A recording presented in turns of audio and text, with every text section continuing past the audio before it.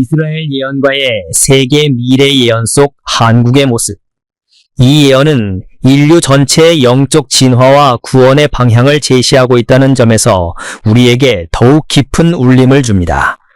그 중심에는 세계를 구할 새로운 구세주가 바로 한국에서 등장할 것이라는 믿기 힘든 내용이 자리하고 있습니다. 이 놀라운 예언의 출처는 20세기 중후반 이스라엘 북부의 고즈넉하고 신비로운 도시 츠파트에서 은둔하며 평생을 보낸 카발라 학자 엘리에제르 벤 솔로몬입니다.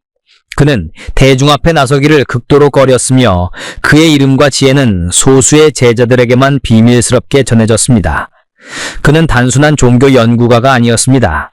그는 유대 신비주의의 핵심, 즉 창조의 본질과 신의 섭리가 암호처럼 숨겨져 있다는 토라의 심층을 탐구하는 데 일생을 바친 인물이었습니다. 그가 탐구한 카발라는 신의 본질과 우주의 질서를 세피로트라 불리는 10개의 광구를 통해 설명하는 생명의 나무 사상을 근간으로 합니다. 엘리에제르 벤 솔로몬은 여기서 더 나아가 성서의 단어와 문장을 숫자로 치환하여 그 안에 숨겨진 의미를 해석하는 게마트리아와 카발라의 가장 심오한 텍스트로 알려진 조하르를 통해 미래의 사건들을 읽어내는데 독보적인 경지에 올랐다고 전해집니다. 그에게 성서는 과거의 기록이 아닌 현재와 미래를 비추는 살아있는 거울이었습니다. 그의 제자들은 그가 신의 언어로 시인 우주의 청사진을 해독하는 능력을 지녔다고 믿었습니다. 그는 세상을 떠나기 전 몇몇 제자들에게 인류의 미래에 관한 몇 가지 중요한 예언을 남겼습니다. 놀랍게도 그의 예언들은 당시 세계의 패권을 다투던 강대국들이나 중동의 분쟁이 아닌 전혀 예상치 못한 곳을 향하고 있었습니다. 그의 시선은 인류 문명이 맞이할 거대한 영적 위기와 그 위기를 극복할 한 줄기 빛에 고정되어 있었습니다. 그리고 그 빛이 시작될 장소로 그는 주저없이 동아시아의 작은 반도 한국을 지목했습니다. 과연 그는 무엇을 보았던 것일까요? 왜 수많은 나라 가운데 한국이 인류 구원의 새로운 중심이 될 것이라고 예언한 것일까요?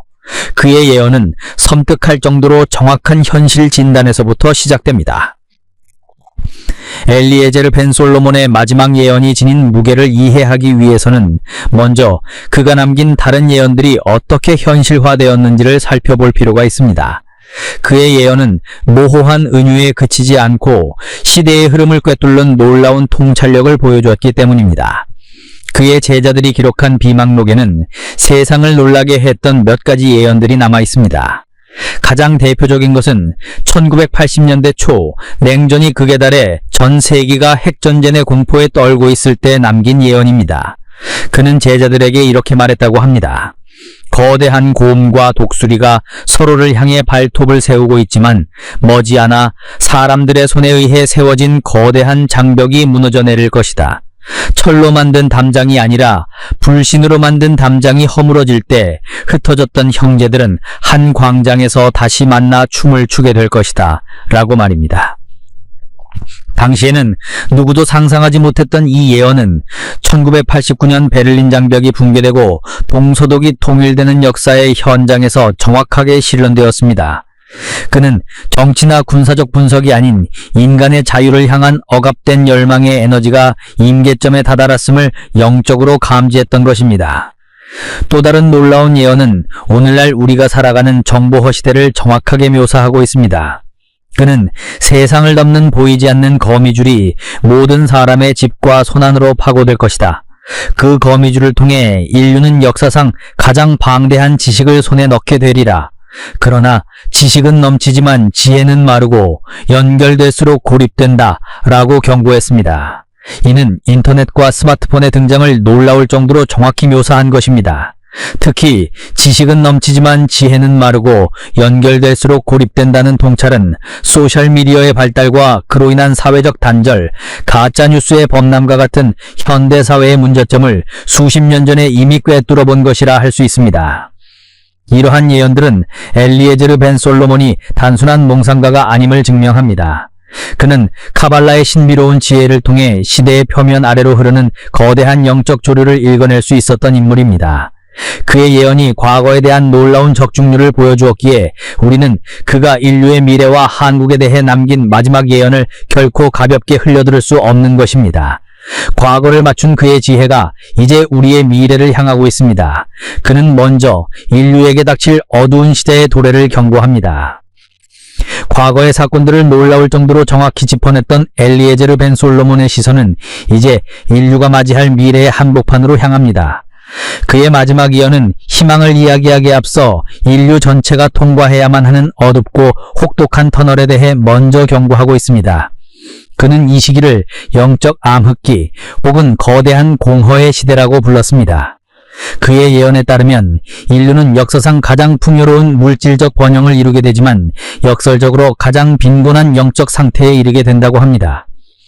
과학기술은 신의 영역을 도전하는 듯 발전하고 인간은 세상의 모든 것을 소유하고 통제할 수 있다는 오만에 빠지게 됩니다.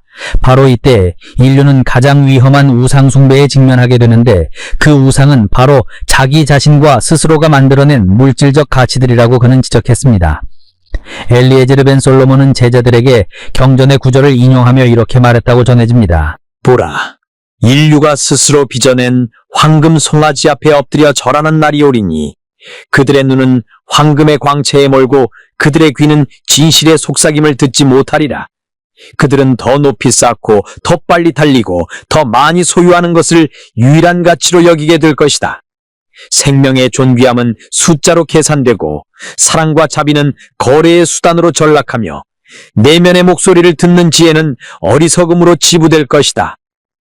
신이 세상을 보시기에 좋았더라 하며 만들었으나 인간은 스스로 그 질서를 거스르고 혼돈을 숭배하는 악한 세상을 만들게 되리라. 이 예언은 단순히 물질주의를 비판하는 것을 넘어 인류 문명의 근본적인 방향이 신의 섭리, 즉 우주의 근본 질서와 정반대로 나아갈 것을 경고한 것입니다. 사람들은 더 이상 하늘의 별을 보며 영혼을 꿈꾸지 않고 손안의 작은 황연이 보여주는 찰나의 쾌락에 중독될 것입니다. 공동체의 유대감은 희미해지고 각 개인은 섬처럼 고립되어 불안과 경쟁 속에서 살아남기 위해 발버둥치게 됩니다. 그는 이 시기의 가장 큰 비극이 풍요 속의 결핍, 즉 모든 것을 가졌지만 정작 삶의 의미와 목적을 잃어버리는 데 있다고 말했습니다. 이러한 영적 암흑기는 특정 지역이나 문화에 국한되지 않고 앞서 그의 예언대로 보이지 않는 거미줄을 통해 전 세계로 퍼져나가 모든 인류를 집어삼킬 것이라고 합니다. 이 깊은 어둠과 혼란 속에서 인류는 스스로를 구원할 능력을 상실하게 됩니다. 바로 이 절망의 순간, 모든 것이 끝이라고 생각될 때 비로소 새로운 시작이 위한 준비가 시작된다고 엘리에제르 벤 솔로몬은 예언합니다. 세상의 어둠이 가장 짙게 깔렸을 때 새벽의 빛이 가장 절실해지는 것처럼 말입니다. 이 영적 공허함이야말로 새로운 구세주가 등장해야만 하는 필연적인 시대적 배경이 되는 것입니다. 인류가 영적 암흑의 가장 깊은 곳을 헤맬 때 세상은 종말을 향해 치닫는 것처럼 보일 것이라고 엘리에제르 벤 솔로몬은 말했습니다. 그러나 그는 이것이 끝이 아니라 새로운 시대를 알리는 거대한 진통의 시작이라고 설명합니다. 그는 구세주의 등장이 임박했음을 알리는 몇 가지 명백한 징조들이 세상에 나타날 것이라고 예언했습니다. 이 징조들은 마치 먼동이 트기 전 새벽의 어스름처럼 낡은 시대의 종말과 새로운 시대의 시작을 동시에 알리는 신호입니다. 첫 번째 징조는 하늘의 불이 땅의 경계를 넘나들고 땅의 피가 강물처럼 흐르는 것입니다. 이는 국가와 민족 간의 갈등이 극에 달해 크고 작은 분쟁이 끊이지 않을 것을 의미합니다. 과거의 방식으로는 더 이상 해결할 수 없는 증오와 대립이 세계 곳곳에서 터져나오며 무고한 이들의 희생이 만연하게 될 것입니다. 이념과 자원의 다툼은 인류를 파멸의 직전까지 몰고 갈 것처럼 보일 것입니다. 두 번째 징조는 눈에 보이지 않는 역병이 세상을 덮는 것입니다. 엘리에제르 벤 솔로몬이 말한 역병은 육체의 질병만을 의미하지 않습니다. 그는 사람의 몸이 아닌 영혼을 병들게 하는 불신과 분열의 역병이 창궐하리라 하고 말했습니다. 이웃이 이웃을 믿지 못하고 진실과 거짓의 경계가 무너지며 사회는 극단적인 분열과 혐오로 신음하게 될 것입니다. 사람들은 서로를 잠재적인 적단으로 간주하며 공동체는 안에서부터 썩어 문드러질 것입니다. 세 번째 징조는 세대의 지혜가 단절되는 것입니다. 젊은이들은 나아갈 길을 알지 못해 공허한 눈으로 세상을 방황하고 늙은이들은 자신이 가진 지혜를 나누기보다 침묵으로 감추게 될 것이다. 이는 세대 간의 소통과 지혜의 전수가 끊어지는 것을 의미합니다. 경험에서 비롯된 연륜은 낡은 것으로 치부되고 젊음의 연륜은 방향을 잃고 소모적인 분노로 표출됩니다. 사회를 이끌어야 할 지혜의 등불이 꺼지고 미래를 짊어져야 할 세대는 어둠 속에서 표류하게 됩니다. 마지막으로 그는 땅과 하늘이 본래의 모습을 잃고 신음하는 것을 징조로 꼽았습니다. 땅이 제사를 고통스럽게 흔들고 뜨거운 숨을 내쉬며 물이 제자리를 벗어나 인간의 터전을 삼킬 것이다. 하늘은 더 이상 맑은 빛을 보여주지 않고 계절의 질서가 무너져 생명이 자라기 힘든 환경이 되리라. 이는 오늘날 우리가 목도하고 있는 기후변화와 자연재해의 급증을 떠올리게 하는 섬뜩한 경고입니다. 엘리에제르 벤 솔로몬은 이 끔찍한 징조길이 인류를 향한 신의 저주나 심판이 아니라고 저항조합니다. 오히려 이것은 낡고 병든 세상이 스스로의 무게를 이기지 못하고 무너져 내리는 과정이며 새로운 생명이 탄생하기 위해 반드시 겪어야 하는 산통과도 같다고 설명했습니다. 이 모든 혼돈과 고통의 정점에서 인류가 스스로의 힘으로는 더 이상 희망을 찾을 수 없다고 절망하는 바로 그 순간 예언의 시사는 마침내 동방의 한나라 한국으로 향하게 됩니다. 온 세상이 분열과 갈등, 불신과 자연의 역습이라는 거대한 파도에 휩쓸려 방향을 잃고 헤맬 때 엘리에제르 벤 솔로몬의 예언은 인류의 시선을 단 한 곳으로 향하게 합니다. 그곳은 역사의 중심이었던 로마나 예루살렘이 아니었으며 당대의 패권 국가로 아니었습니다. 모든 징조들이 가리키는 혼돈의 정반대편에서 새로운 시대의 구원을 이끌 빛이 떠오를 장소로 그는 주저없이 동방의 작은 반도 한국을 지목했습니다. 그의 예언은 단호하고 명확했습니다. 세상의 낡은 질서가 무너진 잿더미 위에서 인류를 일으켜 세울 목자, 잃어버린 지혜의 길로 안내할 새로운 성인은 동방의 해가 가장 먼저 비추는 땅에서 나타나리라. 그는 권력자의 왕관을 쓰지 않고 부호의 황금을 탐하지 않으며 가장 평범한 사람들 속에서 고요히 빛을 드러낼 것이다. 그가 오는 땅은 오랜 고난으로 단련되고 깊은 슬픔으로 정화된 영혼을 가진 민족의 터전 한이라고 불리는 곳이다. 수많은 제자들이 물었습니다. 왜 하필 그곳인가? 세계의 운명을 바꿀 인물이 어째서 강대국의 중심이 아닌 분단과 대립의 상처가 아물지 않은 작은 나라에서 나타나는가? 엘리에제르 벤 솔로몬의 대답은 카발라의 심오한 세계관에 뿌리를 두고 있습니다. 그는 지리적인 위치와 민족의 영적인 역사가 결합하여 만들어내는 특별한 에너지에 대해 설명했습니다. 그에 따르면 한반도는 지정학적으로 거대한 힘들이 충돌하는 지점이었습니다. 용, 중국, 곰, 러시아, 떠오르는 태양, 일본, 그리고 바다 건너 독수리, 미국의 기운이 팽팽하게 맞서는 이곳은 그 압력만큼이나 강력한 영적 에너지가 응축되는 영적 용광로와 같은 곳이라고 했습니다. 엄청난 압력 속에서 가장 단단한 다이아몬드가 탄생하듯 가장 극심한 대립의 한복판에서 역설적으로 가장 위대한 조화의 인물이 태어날 수 있다는 것입니다. 또한 그는 한국 민족이 겪어온 수천 년의 고난, 즉 한의 역사를 영적인 관점에서 재해석했습니다. 그는 이 한이 단순한 원망이나 슬픔이 아니라 세상을 정화하는 강력한 영적 에너지로 승화될 수 있다고 보았습니다. 수많은 외세의 침략과 내분, 그리고 동족상전의 비극을 겪으면서도 꺾이지 않고 고유의 정신을 지켜온 그들의 역사는 민족 전체의 영혼을 재련하는 거대한 연단의 과정이었다는 것입니다. 이 과정을 통해 한국인들은 세상의 어떤 민족보다 고통받는 이들의 아픔에 깊이 공감하고 진정한 자비, 캐세드와 강인함, 개부라를 동시에 갖추게 되었다고 설명했습니다. 이것이 바로 새로운 시대의 구세주가 필요로 하는 가장 핵심적인 자질이라고 그는 강조했습니다. 그의 예언은 이제 바로 그 땅에서 나타날 구원자의 구체적인 모습으로 이어집니다. 그렇다면 고난으로 정화된 땅, 한국에서 나타날 구세주는 과연 어떤 모습일까요? 엘리에제르 벤 솔로몬의 예언은 이 지점에서 다시 한번 세상의 모든 통념과 기대를 부수어버립니다. 인류는 흔히 구원자를 생각할 때 초인적인 힘을 가진 영웅이나 화려한 언변으로 대중을 사로잡는 혁명가 혹은 신성한 후광에 둘러싸인 종교 지도자를 떠올립니다. 하지만 예언 속의 구세주는 그 모든 이미지와 정반대의 모습으로 우리 곁에 다가옵니다. 그는 가장 낮은 곳에서 피어나는 들꽃처럼 가장 평범하고 눈에 띄지 않는 모습으로 나타날 것이라고 합니다. 그의 외모는 지극히 평범하여 시장의 상인과도 다르지 않을 것이며 밭을 가는 농부와도 다르지 않을 것입니다. 그는 화려한 옷을 입지 않으며 명예나 권력을 갈구하지도 않습니다. 그의 이름은 세상에 널리 알려지지 않을 것이며 스스로를 드러내기 위해 목소리를 높이는 일도 하지 않을 것입니다.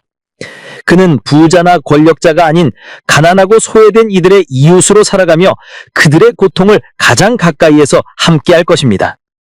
세상은 그의 위대함을 한눈에 알아보지 못하고 심지어 그의 곁을 스쳐 지나가면서도 그가 누구인지 깨닫지 못할 수도 있습니다.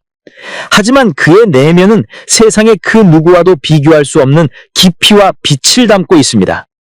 영적으로 깨어있는 자, 순수한 마음을 가진 자만이 그의 진정한 모습을 감지할 수 있을 것입니다. 예언은 그의 내면적 특징을 다음과 같이 묘사합니다. 첫째, 그의 눈은 세상의 모든 슬픔을 담고 있는 바다와 같을 것입니다. 그의 시선은 한 인간의 삶을 넘어 인류가 겪어온 모든 고통의 역사를 꿰뚫어 보는 듯한 깊이를 지니고 있습니다. 그러나 그 깊은 슬픔의 바닥에는 마르지 않은 연민과 자비, 캐세드가 있어 그를 마주하는 것만으로도 사람들은 자신의 가장 깊은 상처까지 위로를 받는 느낌을 받을 것입니다. 둘째, 그의 목소리는 침묵의 무게를 싣고 있습니다. 그는 말을 많이 하지 않지만 그가 내뱉는 모든 단어는 진실의 핵심을 꿰뚫는 힘을 가지고 있습니다. 그의 말 앞에서는 모든 거짓과 위선이 힘을 잃고 스스로 무너지게 될 것입니다. 그렇기 때문에 거짓된 마음을 가진 자들은 그의 목소리를 두려워하고 피하려 할 것입니다. 셋째, 그의 존재 자체는 완벽한 균형과 조화를 이룹니다. 그는 무한한 사랑을 가졌지만 진리를 거스르는 불의에는 단호합니다. 그는 깊은 지혜를 가졌지만 어린아이의 질문에도 겸손히 귀를 기울이는 이해의 마음을 잃지 않습니다. 그의 존재는 주변의 극단적인 에너지를 안정시키고 분열된 것들을 하나로 모으는 중심점 역할을 합니다. 그가 머무는 곳에는 다툼이 잦아들고 혼란스러운 마음은 고요함을 되찾으며 사람들은 잊고 있던 자신의 선한 본성을 다시 발견하게 될 것입니다. 그의 힘은 외적인 기적이 아니라 이렇듯 내면의 깊은 울림에서 비롯됩니다.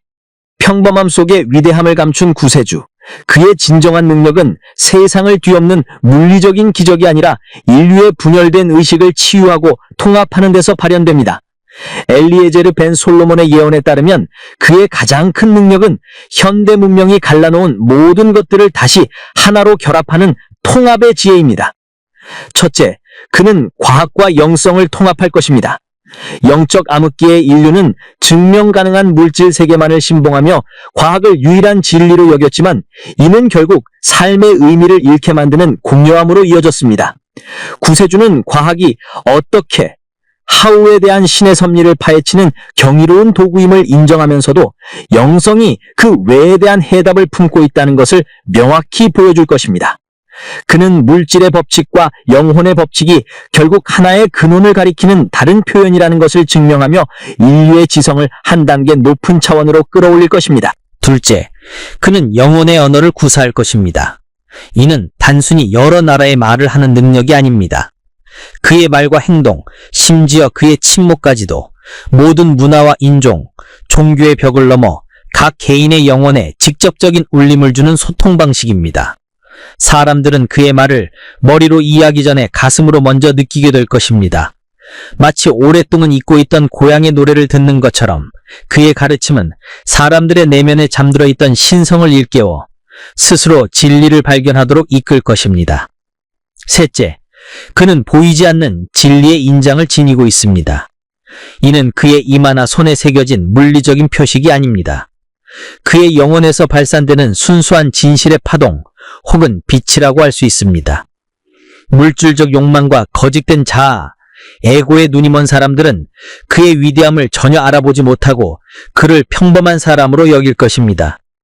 그러나 순수한 마음으로 진리를 갈구하는 이들은 멀리서도 이 영적인 인장을 즉시 알아보고 나침반이 북쪽을 가리키듯 자연스럽게 그에게 이끌리게 될 것입니다.